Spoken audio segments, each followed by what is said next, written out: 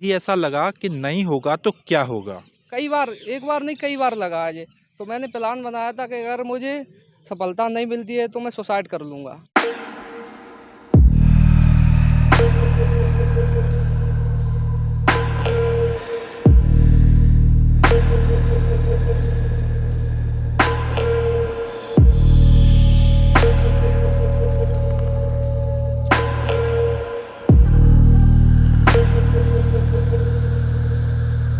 दोस्तों, आज हम आपकी मुलाकात करवाने जा रहे हैं एक ऐसे छात्र से जिसके सिर से पिता का साया मात्र 6 माह की उम्र में उठ गया।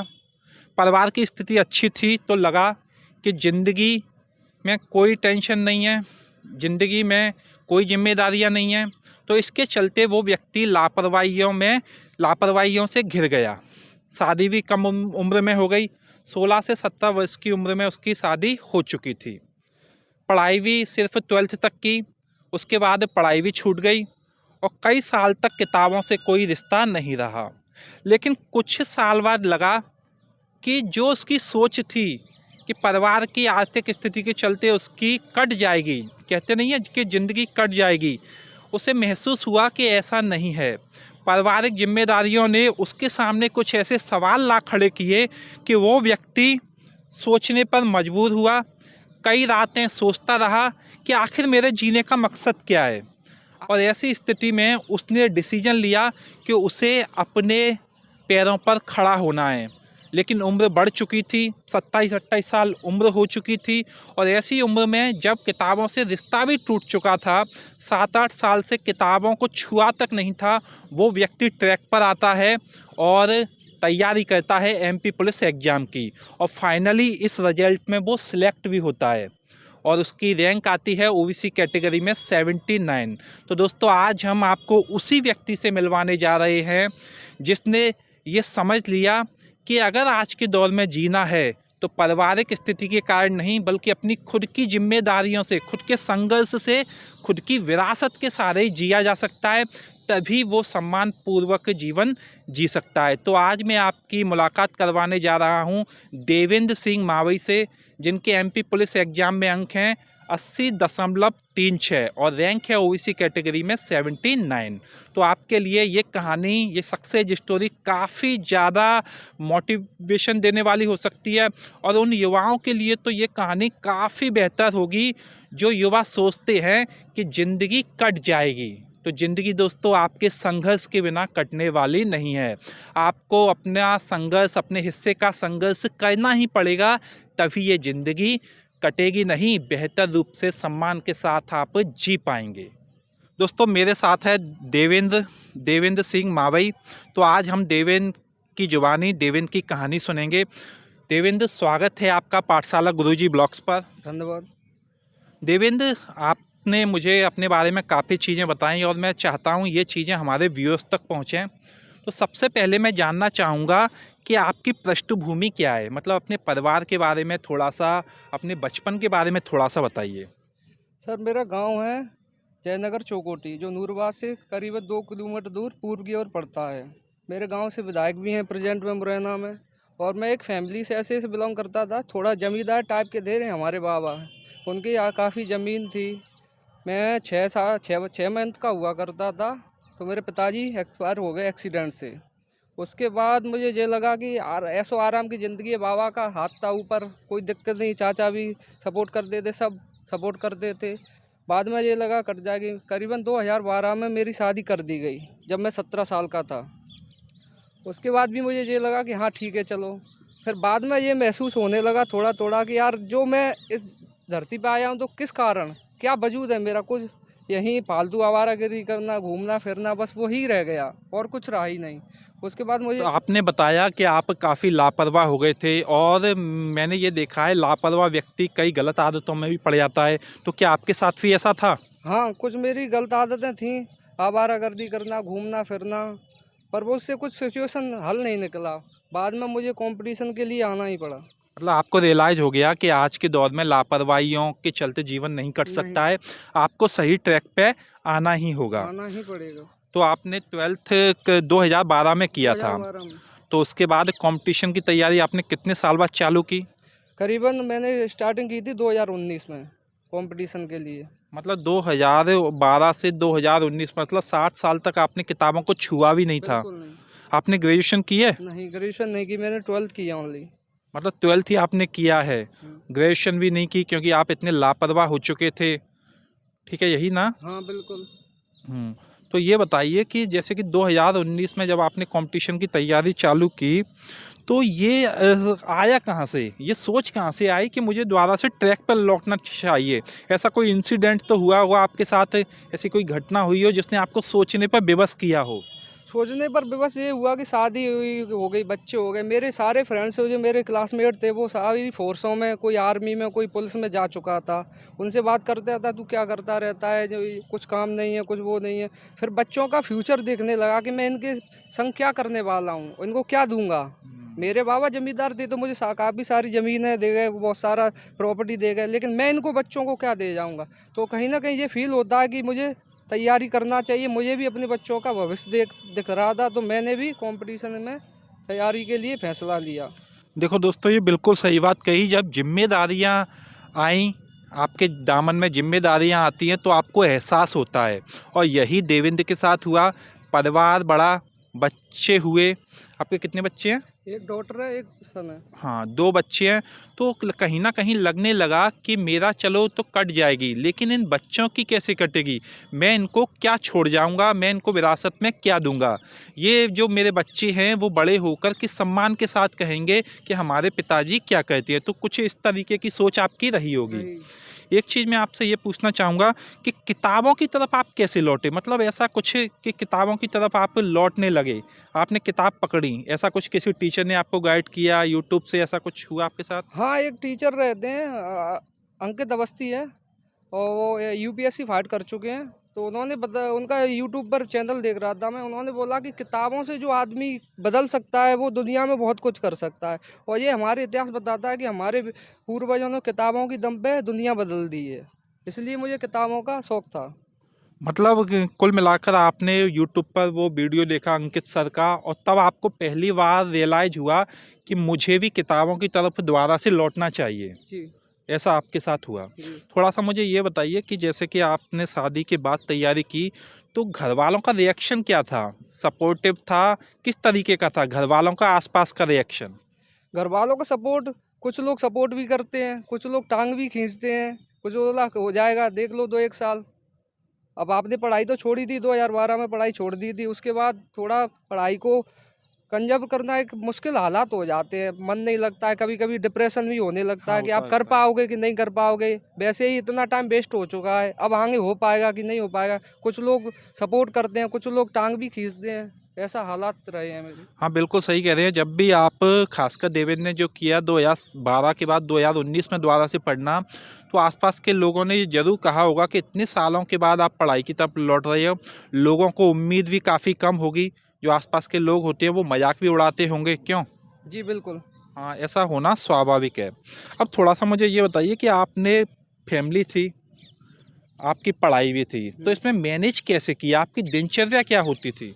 दिनचर्या ये होती थी कि मुझे सुबह उठना है, करीबन 6 बजे मैं उठता था सुबह। 6 बजे ही ऑनलाइन क्लासें लेना, ऑनलाइन उसके 10-12 बजे तक जो भी क्लासें हैं वो कंप्लीट कर लेना। उसके बाद थोड़ा नहाना-धोना, बाद में तैयारी खाना-वाना खाना, उसके बाद फिर आप थोड़ा माइंड फ्रेश करने के लिए बाहर भी निकल जाओ। उसके बाद 3-4 बजे फिर आपने स्टडी की, जो शुरू सुबह पढ़ा है उसको रिवाइज़ भी किया।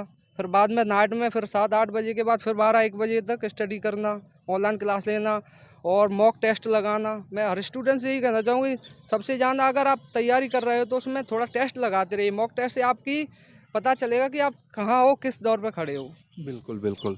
एक चीज़ मैं और पूछना चाहूँगा, आपने अपना जो शेड्यूल बताया काफ़ी बिज़ी शेड्यूल था और ऐसा लग रहा है टोटली पढ़ाई के प्रति था। जी। तो इसमें थोड़ा-सा फैमिली को बैलेंस करने में, अपनी पढ़ाई को बैलेंस करने में दिक्कतें भी आई होंगी? बिल्कुल जी, दिक्कतें आती हैं, काफ़ी दिक्कतें आती हैं। कुछ सामान भी बाज़ार मार्केट में फैमिली का ये काम, वो काम होता है। लेकिन मैंने 2 साल सब कुछ छोड़ दिया। बिल्कुल रिश्तेदारी वग़ैरह बिल्कुल बंद, जाना-आना बिल्कुल। घर से हाँ, खर्चा-पानी घर से ही आता था, क्योंकि हमारे जो बाबा हैं वो देते थे और काफ़ी समय तक उन्होंने सपोर्ट भी किया है। फिर वो 2021 में दिसंबर में वो गुज़र गए। हुँ। तो उन 2021 दिसंबर में एग्जाम से पहले थोड़ा पहले सा। 1 महीने पहले एग्जाम से फिर भी काफ़ी डिसअपॉइंट हुआ कि ये हालातों में अब ये 16 तारीख का मेरा पेपर था, 16 जनवरी का, और 18 दिसंबर को बाबा ख़त्म हो गए। तो वो भी काफ़ी डिसअपॉइंटेड रहा है कि अब कर क्या रहे हो, अब कर पाऊंगा कि नहीं कर पाऊंगा, एक डर सो अंदर रहता था हमेशा। बिल्कुल सीधा कह सकते हैं कि जिस व्यक्ति का हाथ आपके सर पर हो और एग्जाम से कुछ समय पहले अगर वो गुजर जाए तो आप जो मानसिक स्थिति है उसे समझ सकते हैं देवेंद्र की मानसिक स्थिति को। थोड़ा सा मैं एक चीज़ और जानना चाहूँगा देवेंद्र कि इस दौरान ये तैयारी के दौरान लोग डीमोटिवेट होते हैं, हर व्यक्ति होता है, लेकिन आपके साथ तो स्थिति ऐसी थी कि ऐसी स्थिति ज़्यादा बनती होगी, तो आप उससे कैसे निकलते थे? सर डिमोटिवेट ऐसा होता था कि प्रेजेंट में मैंने कोर्स लिया ऑनलाइन, उसके बाद मैंने तैयारी स्टार्ट की, फिर बाद में लॉकडाउन लग गया। फिर उस टाइम ऐसा लगा कि शायद ये लॉकडाउन कब तक रहा, कब तक नहीं रहा होगा, कब तक चलेगा या ख़त्म होगा कि नहीं होगा। तैयारी आप कर रहे हो, एग्ज़ाम कब होगा, काफ़ी इतना डिप्रेशन होता था कि ऐसा लगता था कि आप छोड़ दो, नहीं हो पाएगा।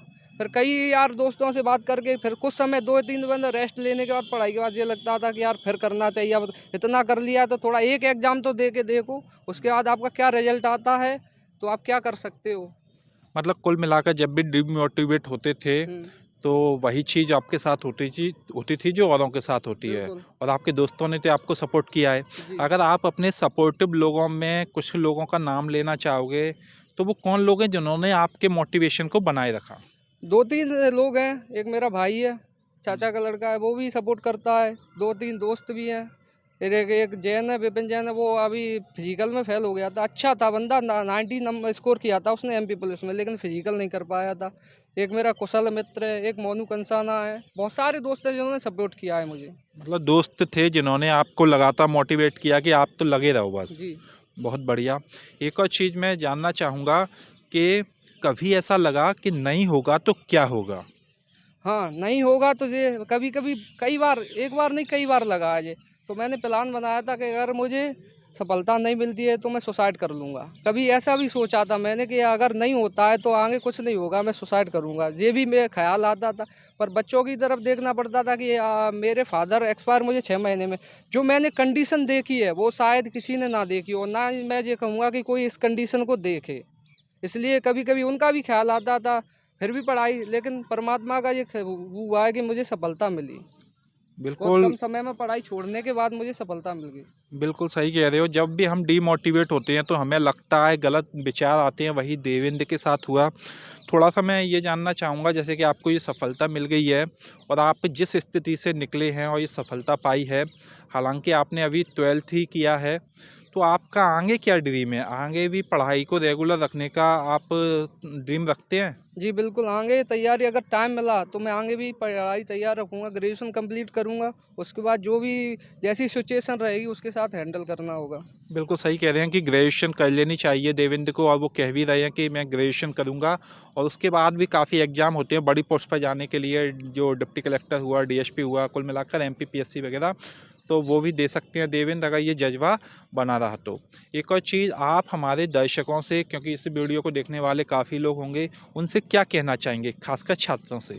छात्रों से ये करना रहूँगा, हर कंडीशन में आपको अपना ड्रीम एक्टिव रखना है, ना ही किसी की बातों में आना है। दोस्तों यार होते भी हैं, कभी पॉजिटिव भी होते हैं, कभी नेगेटिव भी होते हैं, लेकिन तैयारी करते रहो। जैसे जिस हालात में आप हो उसी हालात से लड़ना सीखो और तैयारी करते रहो, कभी ना कभी सफलता मिलेगी। कभी ना कभी सफलता मिलेगी, बिल्कुल सही कहा।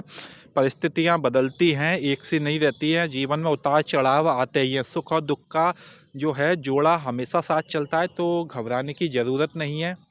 तो देवेंद्र, मैं जानना चाहूँगा कि आपकी कोई एक स्ट्रेंथ क्या है, मजबूती क्या है और एक कमज़ोरी क्या है? सर कमज़ोरी ये है कि जल्दी जो है, मैं बहुत जल्दी डिमोटिवेट होता हूँ, और बहुत जल्दी किसी की बातों में जल्दी आ जाता हूँ। कोई कहता है कि तुझसे नहीं होगा तो मुझे ये लगता है कि नहीं ही होगा।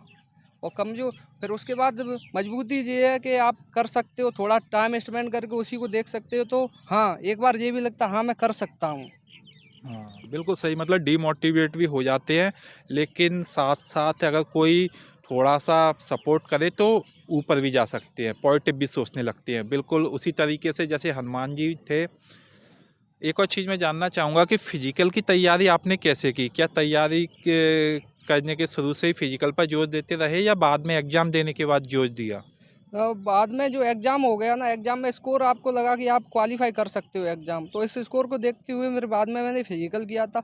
वैसे ही हम गुर्जर जाति से बिलोंग करते हैं, तो उसमें खान पीन रहना सहना अच्छा माना जाता है, काफ़ी तंदुरुस्त माने जाते हैं। तो ये लगता था कि होता था। मैं 7 सप्ताह में करीबन 2 या 3 दिन वर्कआउट करता था, और काफ़ी सारे दोस्त ऐसे भी हैं जो वर्कआउट 7 डे करते थे, उनका नहीं हो पाया, लेकिन मेरा फिजिकल हुआ। आपका फिजिकल हुआ। फर्स्ट अटेम्प्ट में ही फिजिकल हुआ। ठीक है। एक और चीज़ मैं थोड़ा सा जानना चाहूँगा कि आपकी शादी हो गई थी, जीवन साथी का सपोर्ट कितना रहा इस एग्ज़ाम के दौरान? काफ़ी सपोर्ट किया है। जो मेरी वाइफ़ है उसने काफ़ी सपोर्ट किया है, ना ही उसने कभी डिमोटिवेट होने दिया, बोला लगे रहो, एक टाइम ऐसा आएगा कि सफलता मिलेगी। आज वो टाइम है जो मुझे सफलता मिली है। बिल्कुल। तो दोस्तों, हमने बात की देवेंद्र सिंह मावई से। मुरैना के रहने वाले हैं। मुरैना के पास है, नूराबाद के पास एक चौखुटी गांव है वहाँ के। तो इन्होंने अपनी पूरी स्टोरी बताई, और मेरा मानना है कि ये स्टोरी आपके लिए काफ़ी मोटिवेट करने वाली होगी। यहाँ पर हमें दोस्तों ये जान लेना चाहिए कि आज का जो दौर है, आज के दौर में लोग आपको आपकी ही स्थिति से आपका आकलन करते हैं। तो ऐसी स्थिति में कुछ लोग ये मान के चलते थे हमारे परदादा के ज़माने में कि हमारे पास काफ़ी संपत्ति है, काफ़ी पैसा है, तो समाज में हमारी इज्जत होगी। दोस्तों, वो दौर चला गया। आज के दौर में लोग आपको सिर्फ आपके संघर्ष से देखते हैं कि आपने जीवन में कितना संघर्ष किया है, आपने जीवन में क्या अचीव किया है। अगर आपने कुछ अचीव किया है, आपका समाज में सम्मान होगा, लेकिन अगर आप अपने घर वालों पर डिपेंड रहते हैं तो आपका समाज में कोई भी सम्मान नहीं होता है। लोग आपके मुंह पर नहीं बोलेंगे, लेकिन पीठ पीछे तो बोलते ही हैं। देवेंद्र इस बात को समझ चुका था, और आज उसने खुद की सफलता अर्जित की है, और कुल मिलाकर खुद का सम्मान अर्जित किया है कि लोग कह सकते हैं कि हाँ, देवेंद्र का जो वजूद है, देवेंद्र के खुद के संघर्ष से बनाया हुआ वजूद है। मुझे उम्मीद है दोस्तों, हमारा पाठशाला गुरुजी ब्लॉग्स का ये ब्लॉग आपको बहुत पसंद आएगा, और हमारी कोशिश है कि ऐसी ही सक्सेस स्टोरी हम आपके सामने अपने ब्लॉग के माध्यम से लेते हैं। तो प्लीज़ हमें सपोर्ट कीजिए, चैनल को सब्सक्राइब कीजिए और वीडियो को लाइक कीजिए। थैंक यू आप सभी का बने रहने के लिए हमारे चैनल पर।